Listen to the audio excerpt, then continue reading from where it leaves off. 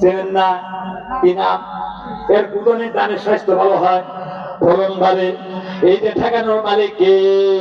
আমার নবী আয়াতে বলতেছেন সাহাবে আস-সাদাকাতু তারদুল বালা ওয়া তাজিদু ইয়ামরুহু। সাদকা দিলে বালা দূর হয়, আল্লাহ তার হায়াত বাড়িয়ে দেয়। জোরে বলেন সুবহানাল্লাহ। ও মাবুদ, মাদের ফসল দান করলো, আল্লাহ ফসলের জিম্মাদার হও। বালা মুসিবত হেমাত করে বরকতে ভরপুর করে দাও।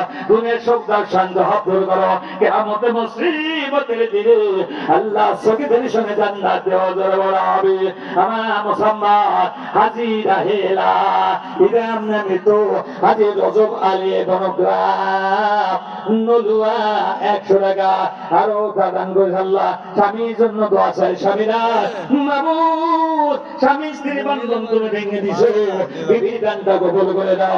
স্বামীর জীবনের গুনাহ ক্ষমা করো। আল্লাহ কবরখানা জান্নাতের বাগান বানিয়ে দাও। মামা ধানে পড়া মানে রোজার মধ্যে পড়া 1000 টাকা বাজে। জোর বন্দার হবা, এ তো ঠান্ডা হয়ে গেছে। জোর বন্দার হবা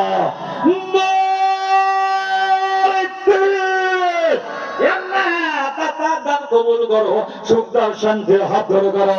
অন্ধকার কবরে যারা আল্লাহ কবর করে জান্নাতের বাগানে বানিয়ে দেবে।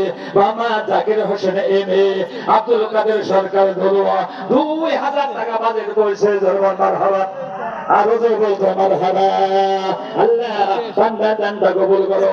আল্লাহ জীবনে জান্নাতে হও। স্বামী স্ত্রীর দান পড়তো যেমন সুন্দর করো। বেড়ে বেটি মানুষের মতো ভালো ভালো বংশীর কবরে আল্লাহ কবর গুলো জান্নাতের বাগানে বানিয়ে দাও। কবরেরই আযাব আমরা সইতে পারবো না।